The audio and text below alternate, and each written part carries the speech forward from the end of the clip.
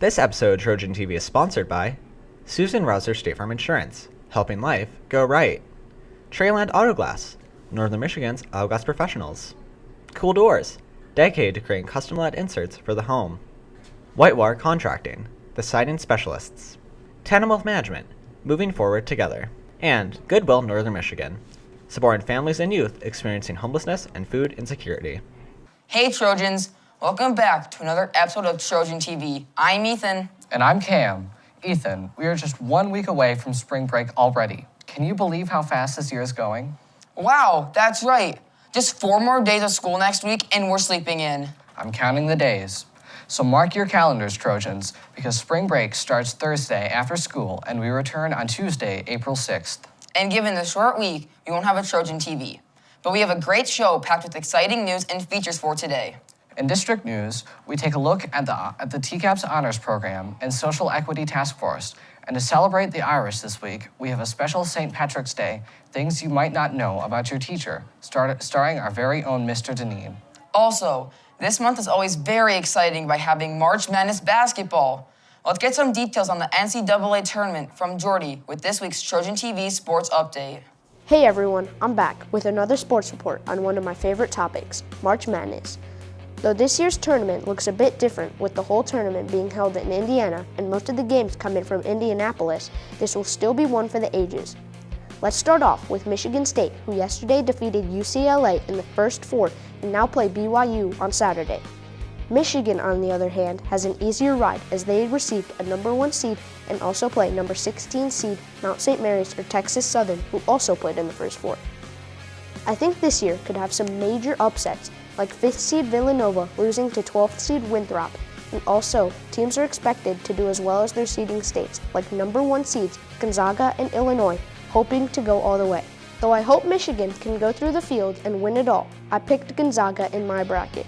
This will be an odd but great March Madness, and be sure to catch Michigan play Saturday at 3 p.m. on CBS, and Michigan State plays Saturday night at 9:40, also on CBS.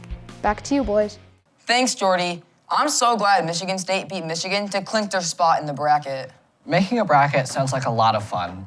Another big part of March is choosing your courses for next year. It can be pretty tough with all of the different options TCAPS has to offer. Yeah, and a big choice a lot of students really have to think about is whether or not to take honors. Emma and Taylor got to take a look at the self-select program and what you need to know to make the right choice. Make sure everybody in your group is sharing out. A few years ago, all EMS students had to reach a certain score on a test in order to take honors classes. Now, as we all know, students can choose to take honors without any preconditions. Due to this change, the number of honors students has massively increased, causing a number of problems, from stressed and failing students to changing the composition of the honors and other classes. So one of the issues as more students are self-selecting honors classes is that it significantly changes the dynamic of the classes, and that's in both the general section and the honors section. Another issue is ensuring if it's a suitable fit for the student at that time, which allows for school success. There have been some students that are perhaps in the courses that shouldn't be in the course. And it's not because they don't work hard, it's not because they're not smart, they're just not developmentally ready to move at that much faster pace, at least in mathematics. To be successful in honors, students need to have certain skills and characteristics. That can be complicated when students or parents aren't realistic about the ability level that the student is currently at. I think sometimes students, when they're misplaced, they lose confidence in themselves. They think, oh, I must not be a good math student. And they're wonderful. They're just not there in the moment. So there has been some misplacements, and part of that is just the self-select, and sometimes parents just think that they really want their child in the honors courses and not understanding what those effects can be if it is a misplacement later on down the road. EMS currently has 33% of students self-selecting honors classes. That's an increase by 13% since the change occurred. The results of a Trojan TV survey showed that a whopping 40% of students take honors because their parents pressure them to do so. We talked with TCAP Superintendent Dr. Van Wagner to learn more about the district's plans on addressing the self-select honors policy. I've always been a big proponent of student choice and students challenging themselves, and I like that. At the same point, I also don't want students to be put in a situation where they can't be successful because they're not prepared or ready. So I think, with that, we have to find a balance of student choice and finding a way to measure whether a student is truly ready and has the work ethic and the understanding of the rigor that it should take in a honors class to start preparing themselves for college and career readiness. In the future, the TCAPS board hopes to find an efficient way of assigning honors classes. For this year, there is a kind of a revamp of our honors program, and so our honors teachers are going to be working to make the program more rigorous than it has been before, focusing on more problem solving, more authentic connectability back to real life situations, more writing and more reading. And then we'll work on the rest of the schedule. I just don't know if that spot is needed, so we're kind of on hold with that one. But you'll definitely get your new classes that you want. Okay. Okay? Students considering honors classes can meet with counselors to determine if it's a good fit. So it's important to assess where the individual is in terms of capability with the content and rigor, with students' interest, and then their willingness to put forth the effort. This has been Emma and Taylor reporting for Trojan TV. Thanks, ladies, for that update. The school district is not only reviewing honors programs, they are also listening to the community and a former TCAP student who issued a petition last summer to pressure district leaders to look at how they handle issues of race, gender, and other diversity topics. That pressure created the Social Equity Task Force, a group of district staff and students committed to examining these tough topics and how to better address them for all. CJ and Thayer learn more about this group and their goals for the upcoming school year. This year, in the wake of massive social justice protests, TCAPS decided they needed to respond, so the Social Equity Task Force was born. The task force is a board of 22 members that meets monthly to talk about how TCAPS can be more effective at combating racism, sexism, and other social issues. The Social Equity Task Force is the Traverse City Area Public Schools' response to recent movements in society at large in the United States. And so TCAPS took a look at some of the things that have been happening around the Me Too movement, as well as Black Lives Matter, and it really brought to our attention that we should probably be taking a closer look at some of the things that we do here, some of our structures and processes and procedures, in order to make sure that we really are addressing the needs of all of our students. Over the summer, Ashley Coe, a former TCAPS student, started a petition to incorporate BIPOC history and anti-racism education into TCAPS schools, and the Social Equity Task Force was born. It's one of those things of proactive versus reactive. What we don't want to do is sit back and watch constant issues of inequality happen in our district. We could do something about and say, oh, right, that, we need to fix that.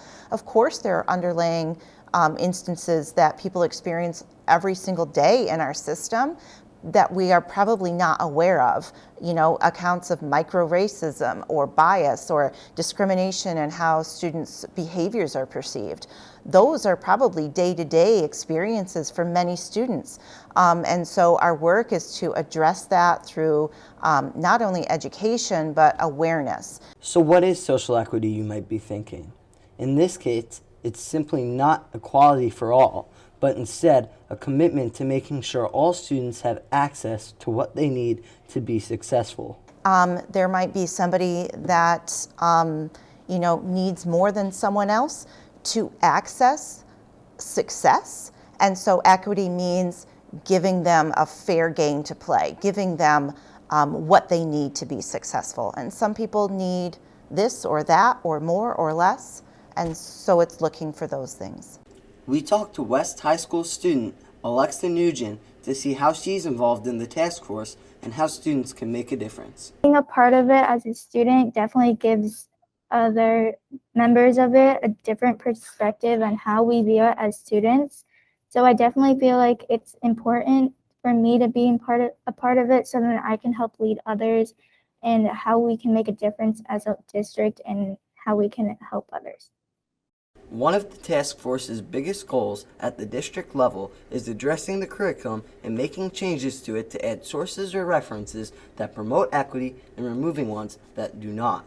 What's going to be happening is that we're going to be then focusing the work onto particular buildings, right? Taking a look at each building's student population and then what groups within that population can use additional support and additional opportunity around equity and access. One of the things that we're going to look for is that student feedback where there might be lots of stories or things occurring that staff is not aware of because people know that it's not an acceptable thing to do, and so they're on purpose doing it when they're not going to be seen or heard. You like to judge you based on your ethnicity, and I feel like that's a really big discriminating factor that plays along with it. A lot of students use a lot of racial terms to just do it for fun. And like they'll say it to their friends and not actually know what it means. And I see that a lot on a day-to-day basis. I just feel like if people actually knew what they were saying, then they wouldn't actually say it. The task force continues to meet once a month, every single month. There's students and staff. So basically, I feel like it's one step to learning how we can deal with our diversity in the district and how we can treat other people the same way that we want it to be felt. This has been CJ and Thayer reporting for Trojan TV. Thanks, guys. It's great to know our district is committed to bettering their curriculum and policies around this important topic. And that leads us to this national story that has blown up the internet and news this past week. Dr. Seuss. Oh yeah, lots of people are feeling pretty upset about the news that the company decided to stop publishing some of their books. Right, but behind all of those rhyming memes and outrage is a story worth understanding. So Zach and I interviewed our district library media specialist, Stephanie Light, to find out what the big deal is and what our district is doing with these controversial books. In a year of many global changes, many companies have made redefined decisions. Some have rebranded themselves, and others have pulled products that don't live up to modern cultural expectations. One such company is the publisher behind Dr. Seuss's works, who have pulled 6 insensitive books from their publishing collection. These books are some that many won't recognize though, as it includes the likes of And I Think I Saw on Mulberry Street and If I Ran the Zoo. However, 25 of these controversial books are in our elementary school libraries, and that raises the important question, should these books be removed? We spoke with Stephanie Light, who leads the district's libraries, to learn more about future plans regarding these insensitive books. You know, this is a discussion that's been going on a long time with Dr. Seuss's work, and so I guess the timing was a little surprising, but not really unexpected. Again, we'll be reevaluating the books and whether they have a purpose in the collection. And there's lots of options. The books may stay in the collection. They may move into a collection that's more for historical reference or for teaching, because the books can be used for showing examples of how things have changed in publishing and how there is a focus on having books that are more inclusive or diverse. Over the past few weeks, the news and social media have been lining up with opinions on the move by the publisher. Some claim that the actions are cancel culture, and others are praising the move as overdue. Some of the insensitive quotes come from the book And I Think I Saw on Mulberry Street, where Seuss wrote, "A Chinese man who eats with sticks." Another questionable quote comes from If I Ran the Zoo, where Seuss wrote, "I'll hunt in the mountains of Zamamontant, with the helpers who all wear their eyes at a slant." Light says that the controversy has not hit her office in the way of complaints, but that the board and other committees will review the material to determine the appropriate place for the books. No decisions about that have been made. The process is the same for any other book. If we look at a book and we decide that it no longer meets the needs of the patrons, the users, and if it doesn't meet the criteria in our board policy, and that's a pretty big policy. You know, there's a whole bunch of factors that go into those decisions, and so when we remove books from the collection, they are sometimes donated to other parts in the district that can use them for other things, and sometimes they're just recycled and removed. The district board and social equity task force will be discussing the matter and determining how the books will be used in TCAP's libraries going forward. This has been Zachary and Cameron reporting for Trojan TV. Hey, Ethan, I've got something for you. This is a mess, like a fish playing chess. Oh, that's all you got? For a man so known, he must get his own throne. You know, I think Dr. Seuss would be proud of our rhymes. Well, yours could use some work, but I think mine was great. I digress, but maybe we should just leave it to the professional Dr. Seuss. Agreed. Now, it's time for an exciting Trojan TV feature called Things You Might Not Know About Your Teacher, and this one is sure to get you in the St. Patrick's Day spirit. Let's check out Mr. Deneen and his love for playing the bagpipes. Mr. Deneen conducts East bands, and most students hear one type of noise from his room, and that is...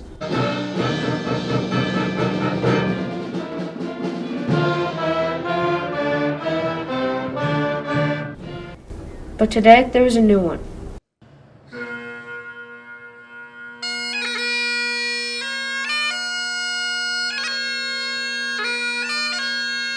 I got into bagpiping.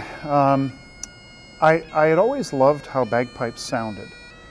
There's a story of my parents being with me at a parade in Mackinac City when I was really little, and a bagpipe band was in the parade, and they came by, and I broke away from my parents and was walking next to the bagpipe band down the street. So I guess I've always been attracted to how the pipes sound. The coronavirus has affected concerts for top names like Drake or Billie Eilish, but it also affected smaller artists and bands such as Mr. Deneen's Grand Traverse Pipes and Drums.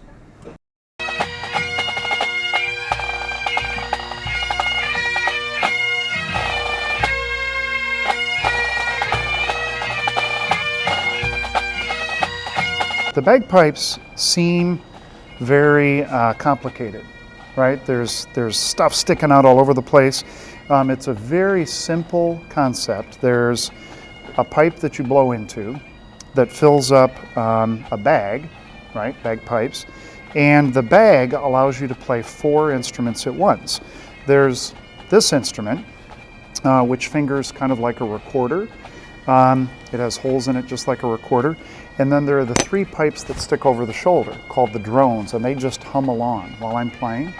So really any musician would have a head start on learning to play the bagpipes, and I would encourage anybody here at East Middle School interested in learning to play the bagpipes, talk to me. It's a lot of fun, and it's so much different than everything else that I do in my life that it's a neat way to experience a whole nother culture and a whole nother musical genre than that to which we're accustomed.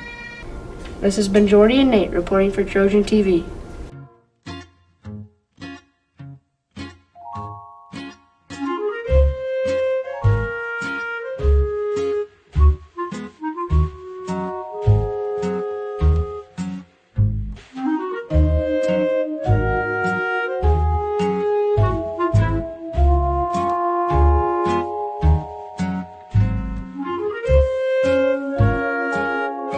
I cannot believe that someone in the school plays this extraordinary instrument.